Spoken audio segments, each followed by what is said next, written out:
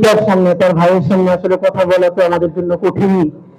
আমার মনে আছে যে গত বছর এই দিনে আমরা ইনকিলাব মঞ্চ থেকে কুষ্টিয়ার কুমারখালীতে শহীদ আবরার সাহেবের কবর জিয়ারত করতে গিয়েছিলাম, কারণ আমরা মনে করছিলাম এই যে আজকে 24 হতে পারলো এবং যেই চিন্তা থেকে অনুপ্রাণিত হয়ে বাংলাদেশের অ্যাপলিটিক্যাল জেনজি সব থেকে বেশি পলিটিক্যাল হয়ে উঠলো, তার যদি 3টা অনুঘটক থাকে তার প্রধানতম অনুঘটক হচ্ছে শহীদ আবরার। এবং সুতরাং এই 24 পরবর্তী নতুন বাংলাদেশে আমরা যদি জাতিগতভাবে কয়েকটা ফিগারকে সেলিব্রেট করি আধিপত্যবাদের বিরুদ্ধে, আগ্রাসনের বিরুদ্ধে, আমাদেরকে বারবার শহীদ আবরারের কাছে যেতে হবে। তো আমরা গত বছর কবর জিয়ারত করেছিলাম এবং আমার খুব মানে কিছু ব্যাপার আছে না যে আপনি ওখানে না গেলে আসলে অনুভূতি তৈরি হবে না। আমরা গত বছর যখন গেছি তখন গিয়ে দেখি যে শহীদ আবরারের দাদা যান তিনি বেঁচে আছেন এবং আমরা ঢাকা থেকে এসেছি কবর জিয়ারত করার কথা শুনে, মানে এত বড় বৃদ্ধ উনি হাঁটতে পারেন না, তবুও তিনি একটা জামা কাঁধে ফেলে তারপরে কবর পর্যন্ত আসলেন। আমরা সবাই মিলে যখন কবর জিয়ারত করছিলাম আমরা সবাই মিলেই কান্নাকাটি করছিলাম, সেই সময়টা মনে পড়ে।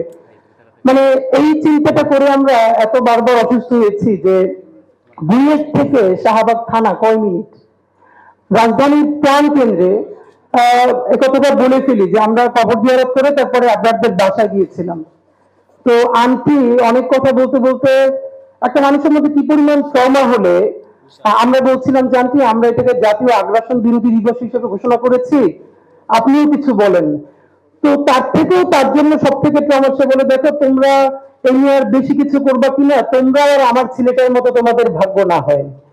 ওনার নিজের সন্তান হারানোর পর তখন উনি বলতেছেন যে একটা মানুষকে কেউ গুলি করে মেরে ফেলে, এটা একটা অবস্থা, 1 মিনিটের মধ্যে সে মরে যায়, 2 মিনিটের মধ্যে মরে যায়।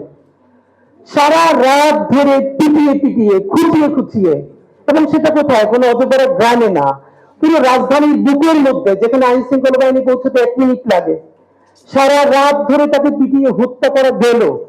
এইটা যখন কোনো মা কোনো বাবা তার পরিবার মনে করে, তাদের জীবনটা স্বাভাবিক হওয়া কোনোভাবেই সম্ভব না। তা আমি নিজেকে অসম্ভব সম্মানিত এই অর্থে বোধ করেছি যে শহীদ আবরার সাহেবের পরের দিন যখন ঢাকা বিশ্ববিদ্যালয়ে যেদিন গায়েবানা জানাজা হলো, তখন ঢাকা বিশ্ববিদ্যালয়ের ছুটি চলছিল একটা। তো গায়েবানা জানাজার পরে আমাদের সকল ভাইয়ের, আমার মনে আছে যে সে গায়েবানা জানাজা তো আমাদের আক্তার পড়িয়েছিল, আক্তার আজকে আসবার কথা, নূর ভাই ওনারা ছিলেন। বুয়েটের দিকে যখন মিছিল নিয়ে যাওয়া হলো, সেই মিছিল বুয়েট প্রদক্ষিণ করে সর্বশেষ শাহবাগে গিয়ে শেষ হলো। আমার মনে আছে এই কথাটা আমি সেদিন সবচেয়ে তখন, এখন উনি একজন বাংলাদেশের ডিস্ট্রিক্ট জাজ, উনিও বাংলাদেশ মন্ত্রী, লেখালেখি অ্যাক্টিভিজম করবার কারণে অনেক সাফার করেছে।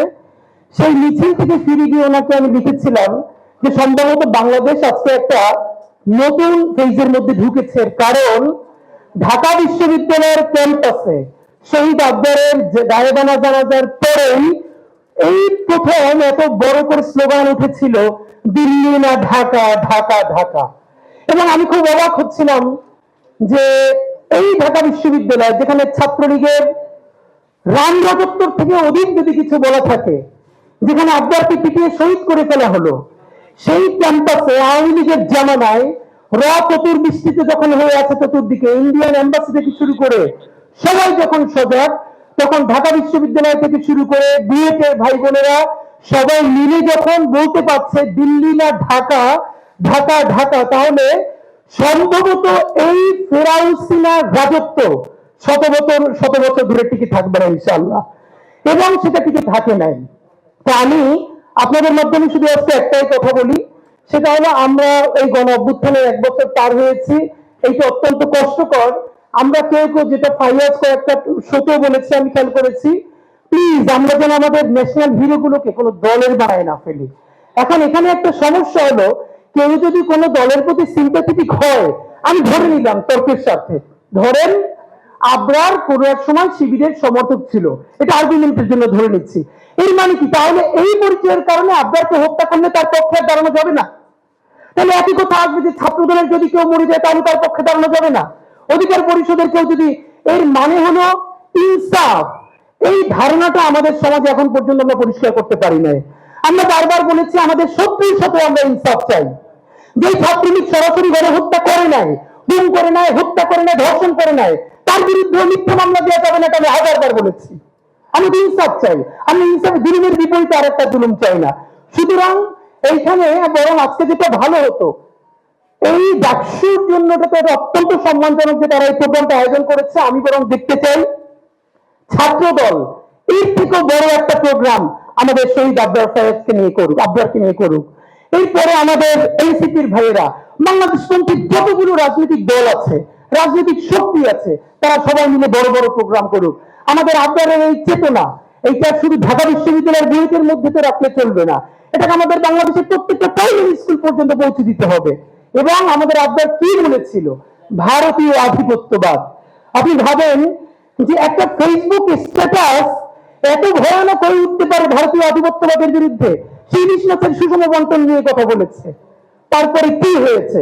আমরা আজকে এটাই শুধু বলতে চাই, আমরা আবরার সাহাদকে এই জন্য সেলিব্রেট করবো না শুধু যে আবরার সাহাদ শহীদ হয়ে আমাদেরকে নতুন বাংলাদেশ দেখিয়েছে, বরং আমরা স্পষ্ট দেখতে পাচ্ছি বাংলাদেশের সামনে আগ্রাসন এবং আধিপত্যবাদ আরো শতগুণ, হাজারো গুণ, লক্ষ গুণ শক্তি নিয়ে আবারও ধাবিত হচ্ছে।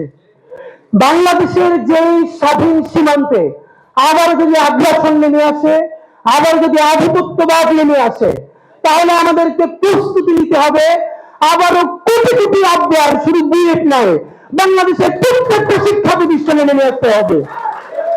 আমাদের পরবর্তী প্রস্তুতি স্বাধীন সীমান্ত তৈরি করা, সার্বভৌম বাংলাদেশ প্রতিষ্ঠা করা। আর সেই স্বাধীন সার্বভৌম বাংলাদেশ প্রতিষ্ঠার জন্য আমাদের লক্ষ কোটি আবরার লাগবে। এই আবরারটা শুধু কোনো দলের হবে না, সারা বাংলাদেশের হবে। মাহমুদ ভাইকে আমি বিশেষ করে ধন্যবাদ জানাই। উনি বাংলাদেশে ফেরত এসে 5 দিন জেলে ছিলেন, এরপরে 7 দফা দিয়েছিলেন জাতীয় প্রেস ক্লাবে। এর মধ্যে একটা ছিল বঙ্গবন্ধু এভিনিউকে শহীদ আবরার সাহেব এভিনিউ ঘোষণা করতে হবে। আমি সরকারকে অত্যন্ত একটা জায়গায় আমি তাদেরকে অভিনন্দন জানাচ্ছি, এবং তারা এটাকে অ্যাকনলেজ করেছেন, এবং রাষ্ট্রীয়ভাবে বঙ্গবন্ধু এভিনিউর বর্তমান নাম শহীদ আবরার সাহেব এভিনিউ।